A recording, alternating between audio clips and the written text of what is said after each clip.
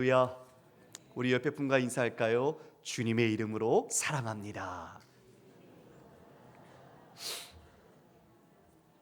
예.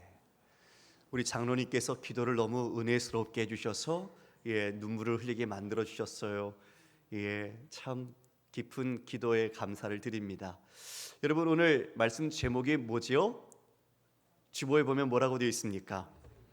화평을 이루고 덕을 세우라.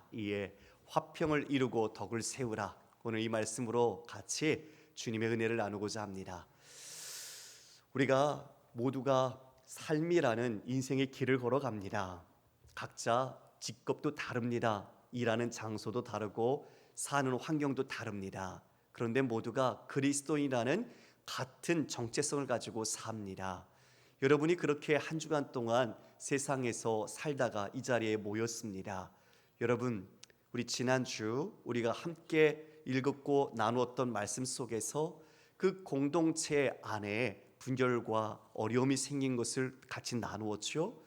하나님께서 이렇게 불러 모아주신 이 지상의 교회 공동체 안에 어려움이 생긴 겁니다. 근데 그 어려움을 들여다보니 이 날의 문제, 또 음식의 문제였습니다. 모두가 다 하나님께서 주신 것이고 그것을 누릴 수 있고 그것을 우리가 다 가하게 받을 수 있지만, 특별히 그 가운데 믿음에 아직 연약함에 있는 사람들, 마음의 양심에 거림이 돼서 그 고기가 우상에게 바쳐진 건지 아니면 어떻게 죽은 건지 모르니 그 고기를 먹지 않으려고 했던 사람들, 그리고 자신이 그 유대교 속에서 오랫동안 살아오면서 습관화되었던 안식일을 지키는 문제들.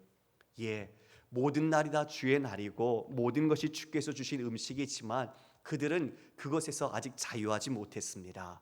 그런 것처럼 우리 이 안에도 여전히 믿음이 연약한 분이 있고 믿음이 성숙하신 분이 있습니다.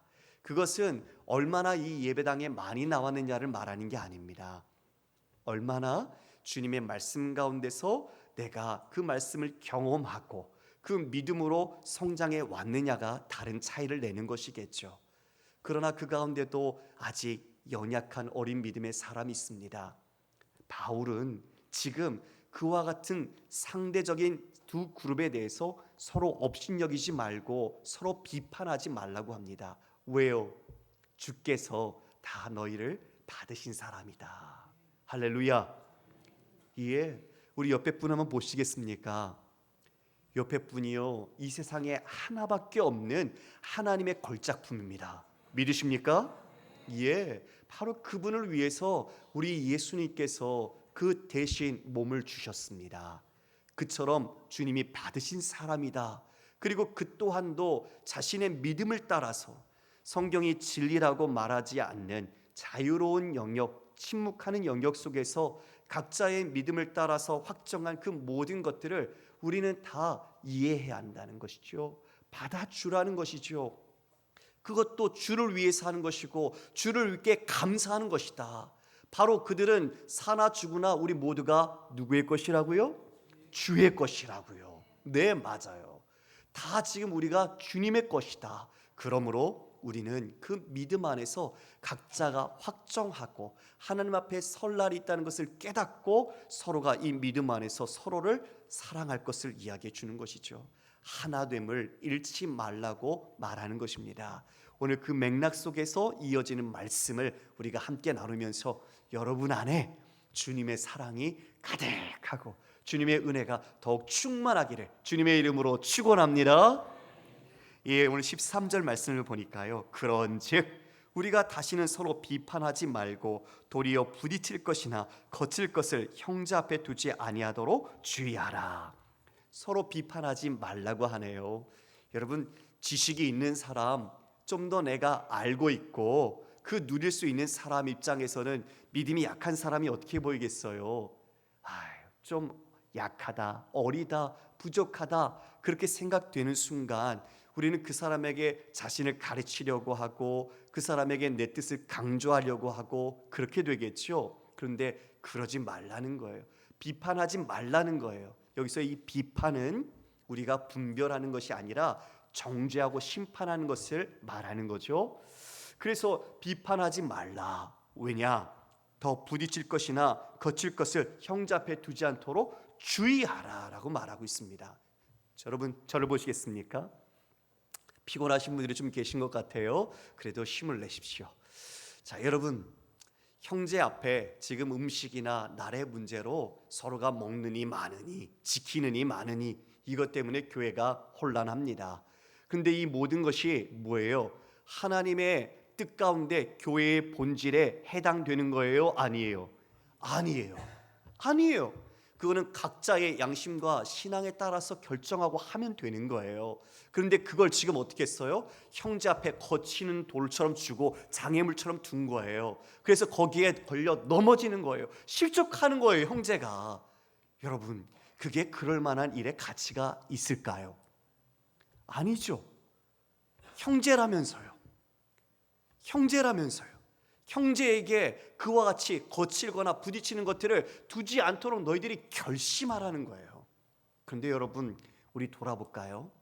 여러분 안에 본질이 아닌데, 진리가 아닌데, 그거 목숨 걸면서 우리가 내 형제라고 여기는 사람들, 우리 가족인 우리 각 식구들에게 그거 강조하는 것 없어요? 그거 안 되면 도저히 내가 너랑은 못 있겠다, 그렇게 우리가 마음 가지고 행하는 것 없어요?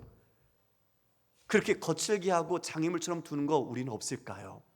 성령께서 여러분의 마음속에 깨닫게 하기를 원합니다.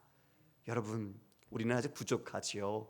진리를 따라 산다고 하지만 진리대로 살지 못하고 여전히 내 안에 완고한 고집과 주장, 물론 믿음을 따라서 그렇게 성장해야 하고 그것을 알고 있어요. 그런데 우리는 온전한 사람이 아무도 없거든요. 그래서 분명히 모든 음식을 다 먹을 수 있지만 그 먹을 수 있다는 것을 지나치게 강조할 때 누가 드러날까요? 그리스도가 드러날까요? 자신이 드러날까요? 그렇죠. 맞아요. 자신이 드러나는 거예요. 형제가 넘어지는데 그 자신이 드러나서 자신이 옳다는 걸 주장한들 그 주장과 그 의로움을 하나님이 인정하겠을까? 하나님이 그걸 기뻐하실까? 그걸 생각해 보라는 거죠. 저도 예전엔 좀 고집이 셌어요. 왜냐하면 일을 하다 보니까 실수하면 안 되잖아요. 모든 일에. 특히 방송을 하면서 철두철미하게 늘 스트레스 가운데 하나도 실수하지 않기 위해서 생각을 하면서 살다 보니까요, 사람들에 대해서, 같은 스태프들에 대해서 그런 어떤 그들을 위하는 마음보다 일의 결과와 목적에만 제 마음이 많이 가 있었어요. 그러다 보면 실수할 수 있잖아요, 사람이. 그리고 사람들이 완벽하지 못하잖아요.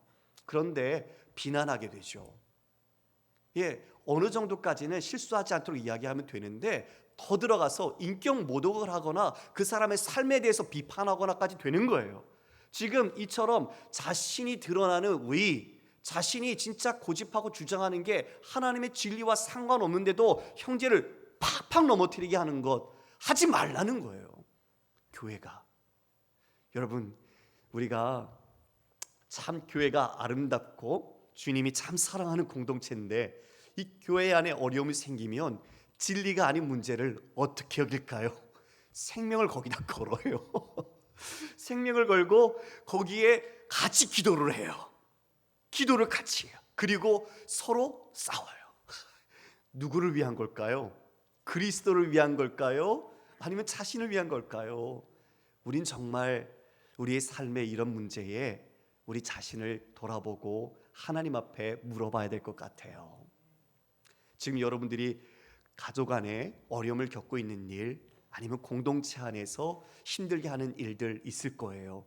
그 일들이 진짜 진리와 관련된 거냐, 아니면 내가 옳다고 생각하는 것 때문에, 그것 때문에 상대방의 그 마음을, 영혼을 실족시키고 아프게 하고 관계를 끊을 정도로 파괴하고 있는가, 우리가 함께 돌아봅시다. 다시 돌이키십시오. 그 장애물을 두지 말라, 결단하라고 말하고 있습니다. 할렐루야. 예. 14절에 보니까 내가 주 예수 안에서 알고 확신한다. 바울도 안 돼요. 확신한대요. 무엇입니까? 무엇이든지 스스로 속된 것이 없다. 다만 속되게 여기는 그 사람에게만 속되다. 그 음식은 속된 것이 없다는 것을 바울도 확신하고 안다고 말합니다. 그런데 그것을 속되게 여기는, 즉 믿음이 연약한 사람들은 그것을 아직까지 부정하게 여기고 있다. 약하다는 얘기죠. 자라가야죠. 더 성장해야죠. 그런데 아직 약한 상태예요. 우리도 이 안에 약한 분들이 있잖아요. 그래서 만일 음식으로 말미암아 내 형제가 근심하게 되면 이는 내가 사랑으로 행하지 아니함이라. 그리스도께서 대신하여 죽으신 형제를 내 음식으로 망하게 하지 말라. 무서운 말이에요, 여러분. 이 말씀 앞에 정말 두려워요. 음식으로 말미암아 내 형제가 근심한다, 상처받고 고통받고 괴로워한다면 이는 내가 무엇으로 행하지 않았다고요? 왜 한 분밖에 답을 안 할까요? 다시 질문하겠습니다. 무엇으로 행하지 않은 거라고요? 다시 한번요. 아직 마음에 찔림이 좀 있으신가 봐요. 그렇죠? 그래서 답을 못 하시는 것 같은데 다시 한번 우리가 묻겠습니다. 무엇으로 행하지 않았다고요? 예, 맞아요. 사랑으로 행하지 않은 것이다. 참 그 모든 음식 먹을 수 있는데 그 음식 못 먹는 사람한테 야, 그것도 못 먹냐? 지금까지 네가 예배당 밟은 게 몇 년인데 그것도 못 먹고 있냐? 이러는 거죠. 자신은 지식이 있고 자신은 그 모든 것 아니까 너는 왜 그거밖에 못하냐? 이렇게 말하는 거예요. 그런데 바울 뭐라는 거예요? 너 그거로 형제 잘못됐다고 틀렸다고 말하지 말라는 거예요. 그러지 말라는 거예요. 그건 지금 여기에 내 형제가 근심하게 되면 이는 내가 사랑으로 하지 않은 것이다. 사랑으로 하지 않은 것은 여러분 nothing이에요. 아무것도 아니에요. 어디서 그렇게 말씀하셨죠? 고린도전서 13장에서 그 사랑장에서 말씀하셨죠. 그 고린도 교회가 하나님이 주신 선물 은사를 많이 받았어요. 근데 그 은사 때문에 서로 다투는 거예요. 누구는 더 좋은 은사를 받았고 누구는 보기에 좀 그래. 그래서 나는 너보다 나아. 서로 비교하고 차별했던 거죠. 다 선물을 받았는데 자기 것도 아닌데 자기 것처럼 여기는 거예요. 그럴 때 진짜 바울이 그 은사를 주신 목적이 뭐냐? 그걸 고린도서 13장 사랑장에서 말씀했어요. 우리 고린도서 13장 말씀 한번 좀 볼까요? 자, 우리 같이 한번 읽어보겠습니다. 시작. 내가 사람의 방언과 천사의 말을 할지라도 사랑이 없으면 소리나는 구리와 울리는 꽹과리가 되고 내가 예언하는 능력이 있어 모든 비밀과 모든 지식을 알고 또 산을 옮길 만한 모든 믿음이 있을지라도 사랑이 없으면 내가 아무것도 아니요 내가 네게 있는 모든 것으로 구제하고 또 내 몸을 불살게 내줄지라도 사랑이 없으면 내게 아무 유익이 없느니라. 방언 아주 높이 평가했거든요. 그 방언은 신비한 말, 언어 이렇게 여기면서 그걸 고급적인 은사로 여겼던 거죠. 천사의 말처럼 그런 것을 하는데 그것이 너희가 그 말을 해도 사랑이 없으면 아무 의미 없고 잡음이요 시끄러운 소음과 같은 구리 울리는 꽹과리 같은 것이다. 사랑이 없으면 아무것도 아니다. 예언하는 하나님의 능력을 받았니? 아니면 모든 비밀과 모든 지식을 알았니? 이걸 지금 로마 교회에 적용하면 뭘까요? 나는 이 모든 음식을 먹을 수 있다는 그 지식, 하나님께서 자유하게 한 지식을 내가 알아, 이것이겠죠. 그 모든 지식을 알아도 또 산을 옮길 만한 모든 믿음이 있을지라도 사랑이 없으면 뭐라고요? 아무것도 아니요. 내게 있는 모든 것, 가지고 있는 재물과 재산, 그 모든 것으로 누구를 구제하고 심지어는 내 몸뚱이조차도 하나님을 위하여 주시겠다고 바치겠다고 그와 같이 불로 화형의 제물로 드려질지라도 사랑이 없으면 아무것도 아니다. 여러분, 그러니까 사랑은 우리의 모든 사역, 섬김, 우리의 모든 봉사의 가장 첫 번째 동기자 원인이 되어야 합니다. 할렐루야. 그 사랑을 우리가 어디서 알았어요? 십자가에서요. 주님의 십자가에서 그 깊으신 사랑을 받았고 우리가 그 사랑을 알고 그 사랑을 누리고 있잖아요. 그러니까 그 사랑으로 우리 모든 것을 해나가야 하는 거죠. 그러면 그 사랑이 우리의 삶에 실제적으로 어떻게 우리가 살아갈 수 있을까요? 4절 말씀 이하에 그 내용이 나와요. 사랑은 오래 참습니다. 사랑은 온유하며 시기하지 않습니다. 사랑은 자랑하지 아니하며 교만하지 않습니다. 무례히 행하지 아니하며 자기의 유익을 구하지 않습니다. 성내지 않고 악한 것을 생각지 않습니다. 불의를 기뻐하지 않고 진리와 함께 기뻐하고 모든 것을 참고 모든 것을 믿고 모든 것을 바라며 모든 것을 견딥니다. 여러분, 이 말씀을 보십시오. 사랑하면 내가 축복받고 내가 더 많은 사람들에게 인정받고 그리고 그 사랑으로 네가 원하는 것을 이루어갈 것이다가 아니죠. 십자가의 사랑은 우리 주님이 우리를 위해 낮아지시고 맞춰주시고 자신의 생명 그 피까지 모든 것을 내어주신 사랑이 바로 십자가에서 이루어졌어요. 바로 그 사랑, 그 안에서 이 사랑의 속성을 보니 오래 참아야 한대요. 아니, 사랑하면 내가 뭔가 얻어야 되지, 내가 더 누려야 되지, 사랑 받아야지가 아니라 사랑은 참는 거래요. 사랑 is, love is long suffering, 즉 오랜 고통이에요. 사랑은 오랜 고통을 품고 있는 마음이에요. 온유하고 시기하고, 그래서 끝까지 보면 마지막 7절도 모든 것을 견딘다로 끝나요. 여러분, 왜 견뎌요? 사랑을 이루기 위해서 견디는 거죠. 내가 원하는 사랑이 아니에요. 우리가 자기의 사랑을 하면 그 사랑을 받아주지 않으면 돌아설 거예요. 그렇죠? 그런데 우리는 하나님의 사랑을 하는 사람들이에요. 그 주님의 사랑을 알기 때문이죠. 그 사랑을 그 상대가 알도록 우리는 끝까지 견디고 인내하고 자신의 유익을 구하지 않고 그를 사랑해 주는 것이죠. 성도 여러분, 우리가 함께 이렇게 예배하는 모든 것도 주님을 사랑하고 우리 이웃을 서로 사랑하기 위함입니다.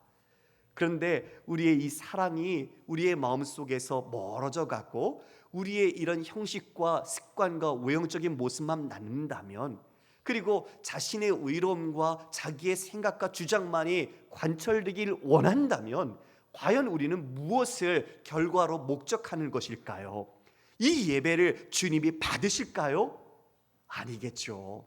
맞아요. 여러분, 이 예배 주님을 사랑함으로 예배하시죠? 예, 맞아요.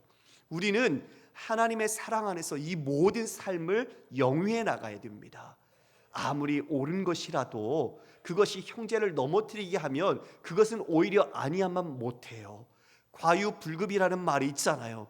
지나침이 미치지 못하면 못하다, 차라리 그것이 더 낫다라는 말이 있잖아요. 그래서 바울이 16절에 그렇게 말하죠. 그러므로 너희의 선한 것이 비방을 받지 않게 하라. 그 온전하고 그 믿음의 완전한 지식을 갖고 있어서 이것이 맞다, 이것이 선하다는 것을 알고 있어요. 그런데 그것으로 형제를 넘어뜨리고 형제가 영혼의 파멸에 이를 정도로 힘들게 한다면 오히려 네가 비방을 받을 것이다, 이렇게 말하는 거예요. 우리 구주께서 마가복음 7장 16절에 말씀하셨어요. 뭐가 진짜 더러운 건지. 7장 16절 말씀 이해한데요. 제가 읽겠습니다. 사람 안에서 나오는 것이 사람을 더럽게 하는 것이니라 하시고 무리를 떠나 집으로 들어가시니 제자들이 그 비유를 묻자온데 예수께서 이르시되 너희도 이렇게 깨달음이 없느냐? 무엇이든지 밖에서 들어가는 것이 능히 사람을 더럽게 하지 못함을 알지 못하느냐? 이는 마음으로 들어가지 않고 배로 들어가 뒤로 나감이라. 이러므로 모든 음식물은 깨끗하다 하시니라.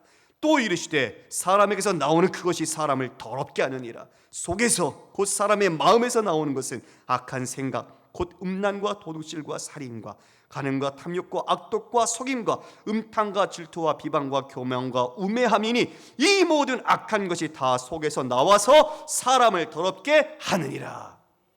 여러분, 뭐가 더럽게 한다고요? 예, 사람의 마음에서 나오는 것, 안에서 나오는 거예요. 그러니까 밖에서 우리 안에 들어가는 모든 것들은 깨끗해요. 다 그대로 나가거든요.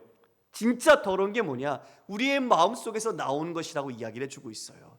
우리 안에 성령께서 함께 하시죠. 우리는 예수 생명으로 거듭난 사람입니다. 그래서 우리는 주님의 말씀과 뜻 가운데 우리의 모든 언행과 우리의 삶을 살아가야 되죠. 그런데 아직 연약한 존재라 우리 안에 죄성이 있지요. 그리고 우리 안에 십자가를 바라보지 않으면 다른 데 눈 돌릴 순간 우리 안에 있는 것들이 불쑥불쑥 올라와요. 그래서 내가 알고 있는 지식, 내가 갖고 있는 은사, 내가 갖고 있던 다른 여러 사람들의 하나님 주신 선물을 다른 사람들에게 강조하거나 자랑하거나 그것으로 다른 사람들이 연약하다는 것을 우리가 짓누르면서 그들이 힘들게 만들어지는 것이죠. 여러분, 그래서 우리는 새 가족, 새로 오신 분, 그리고 처음 신앙생활하는 사람들을 배려해야 합니다. 할렐루야. 만약 교회가 새로운 가족들을 제대로 섬기지 못하고 믿음에 연약한 사람들을 품지 못하고 교회의 어려움과 교회가 계속 퇴보되어 있다면, 새로운 사람들이 와서 정착하고 이루어지지 못한다면 그건 교회에 미리 성숙한 사람들의 책임입니다. 잘 들으십시오. 성숙하다는 건 연약함을 품을 수 있는 믿음의 여지가 있는 겁니다.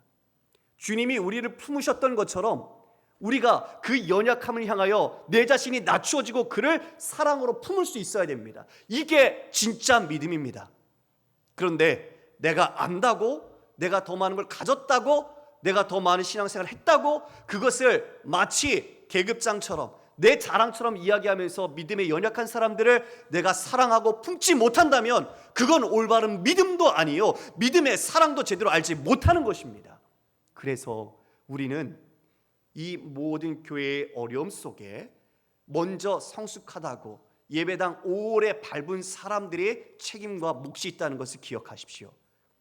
그들을 더 낮은 자세로 섬기고 그들을 함께 붙잡고 우리가 알고 있는 참된 지식과 믿음의 성숙을 위하여 함께 자라가야 합니다. 여러분, 여러분들이 자녀 중에서 어떤 사람에게 더 마음이 많이 갑니까? 예를 드리겠습니다. 혼자 알아서 잘하는 아들이 있어요. 딸이 있어요. 그냥 말도 안 해도 알아서 잘해. 그리고 쑥쑥쑥 정말 자신의 아까림도 준비도 잘하고 신앙생활도 잘해. 그런 사람이 1번. 자, 2번. 맨날 허당이야. 맨날 자기 것도 제대로 못하고 했다 하면 맨날 실수하고 하는 것도 보면 맨날 변변치 않아. 그래서 맨날 마음속에 아픔이 있어. 자, 1번, 2번 중에 여러분 누구에게 더 마음을 쏟겠습니까? 자, 1번 손 들어보세요. 아무도 없네요. 2번.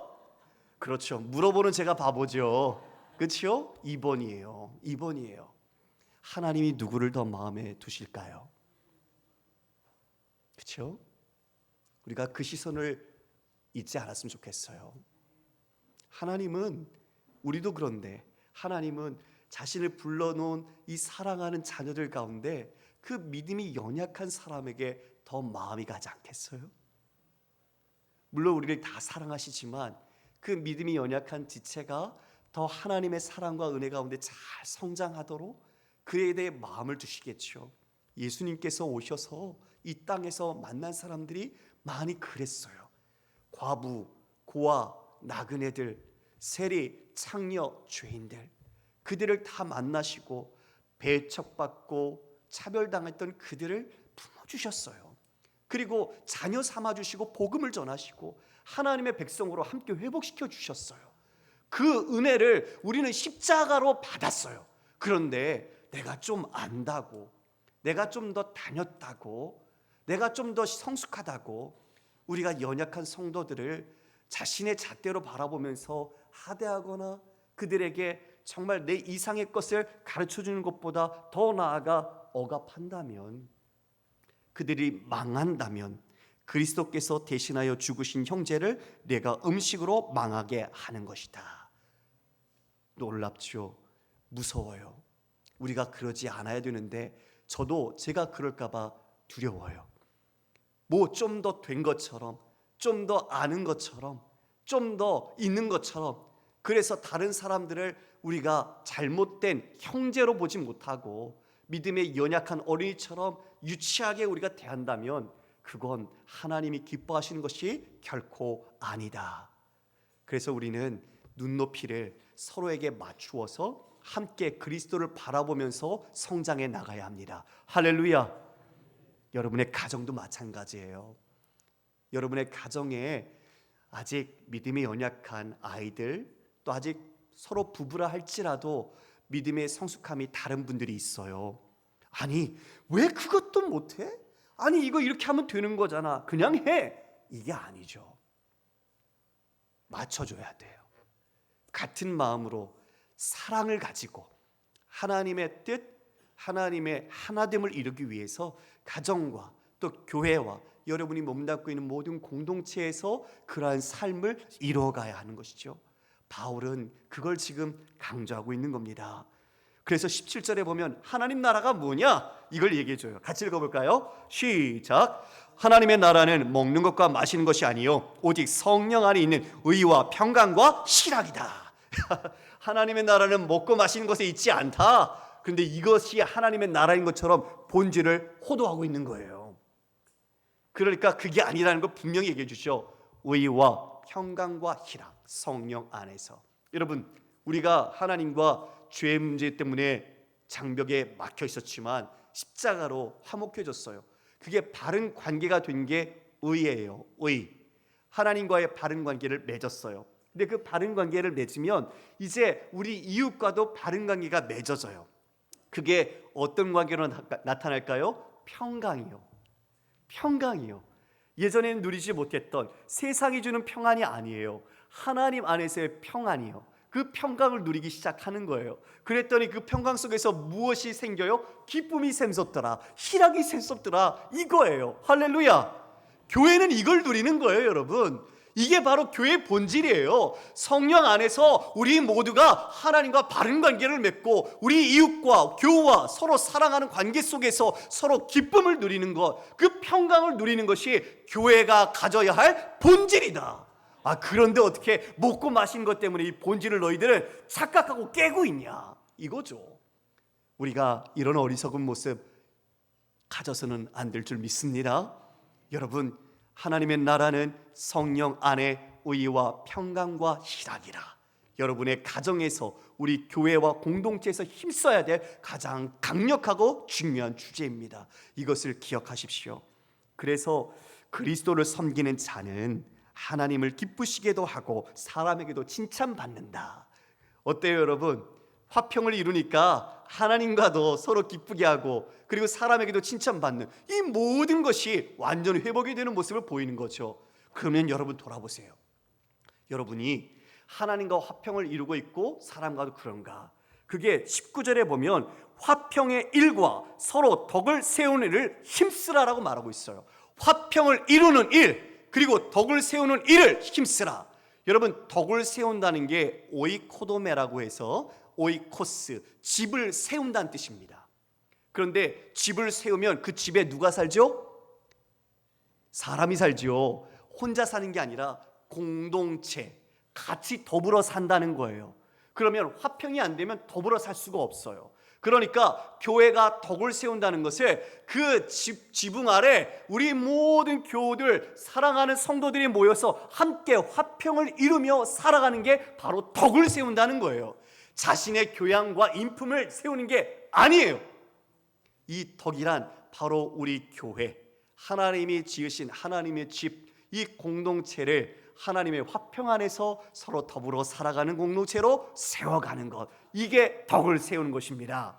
그런데 여러분, 여러분의 인생의 집을 지금 지어가는데 여러분의 지붕 아래에는 몇 사람이나 살고 계세요?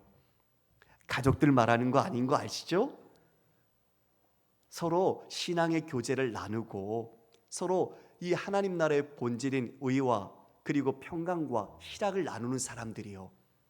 여러분은 신앙생활을 해오시면서 그런 사람들이 더 많아지셨어요? 아니면 다 자신을 떠나가셨어요?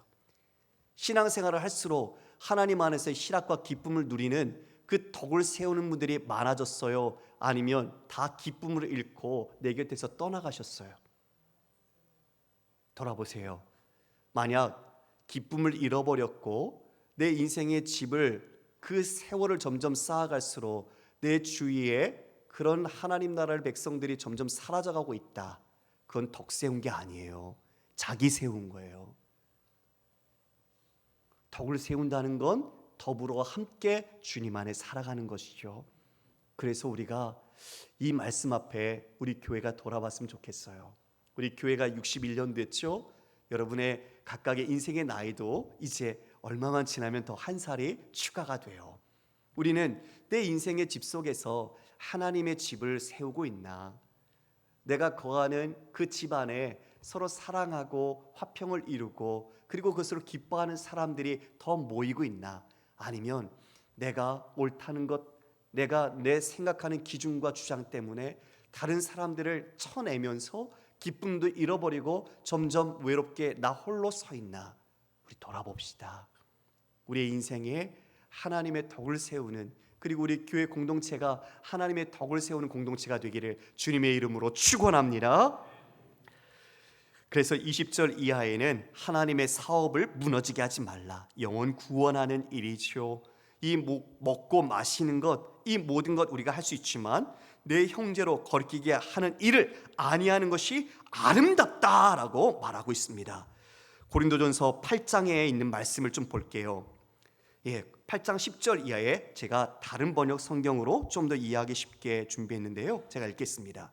지식이 있다는 여러분이 우상의 사당에 앉아 재물을 먹고 있는 것을 믿음이 약한 사람이 본다면 그는 양심에 꺼리면서도 용기를 얻어가지고 우상의 재물을 먹게 되지 않겠습니까? 그렇게 되면 믿음이 약한 그 사람은 여러분의 그 지식 때문에 망하게 될 것입니다. 그리스도께서는 그 형제를 위해서도 죽으시지 않았습니까? 여러분이 이렇게 형제에게 죄를 짓고 그들의 약한 양심에 상처를 입히는 것은 결국 여러분이 그리스도께 죄를 짓는 것입니다. 만일 음식이 내 형제를 넘어뜨린다면 나는 그를 넘어뜨리지 않기 위해서 절대로 고기를 다시 입에 대지 않겠습니다. 이것이 그리스도인의 자유입니다. 그리스도인의 사랑입니다. 모든 것을 다 할 수 있지만, 내가 그것을 누리고 받을 사랑이 있지만 나는 그것을 포기할 수 있는 진짜 참된 사랑이 바로 이러한 절제의 모습 속에서 나타나는 것입니다. 성도 여러분, 우리도 그 사랑을 받았는데 그 사랑을 어디에 쓰고 계십니까? 받는데? 아니요, 주는 데 쓰고 계십니까? 아니면 그 사랑으로 나를 알아줘 이러고 계십니까? 바울이 오늘 마지막 22절 23절에서 죄에 대한, 믿음과 죄에 대한 이야기를 마지막으로 주고 있는데요. 우리 타번역 성경 마지막으로 함께 읽어볼까요? 같이 읽겠습니다. 시작. 여러분이 하는 일이 하나님께서 보시기에 잘못된 것이 없다고 판단되더라도 그것은 마음속에만 간직해 두십시오. 여러분의 믿음을 다른 사람들 앞에서 자랑해 보이지 마십시오. 다른 사람에게 상처를 줄지도 모르니까 말입니다. 자신이 옳다고 생각하는 일을 밀고 나가면서도 아무에게도 해를 주지 않는 사람은 행복한 사람입니다. 그러나 자기가 하는 일이 다소라도 남에게 해가 되거든 그 일을 하지 마십시오. 이미 그 일이 나쁜 줄 알면서도 계속하는 것은 죄를 저지르는 일이기 때문입니다. 믿음에서 벗어난 일이라고 느끼면서 하는 일은 무엇이나 죄가 됩니다. 성도 여러분, 말씀을 정리합니다. 우리 공동체 서로 믿음의 성숙함을 향하여 나가야 합니다. 그러나 아직 믿음에 연약한 성도들이 있고 또 새로운 가족들이 올 것입니다. 그렇다면 먼저 된 자로서 우리가 성숙하다고 하는 사람이라면 우리 주께서 우리에게 낮추어 맞추어 주신 것처럼 우리 또한 낮추어 그들을 맞춤으로써 서로 사랑하고 서로 화평을 도모하고 덕을 세워가는 아름다운 우리 영천 공동체, 그리고 여러분의 모든 가정이 되시기를 주님의 이름으로 축원합니다. 우리 함께로 찬양하겠습니다.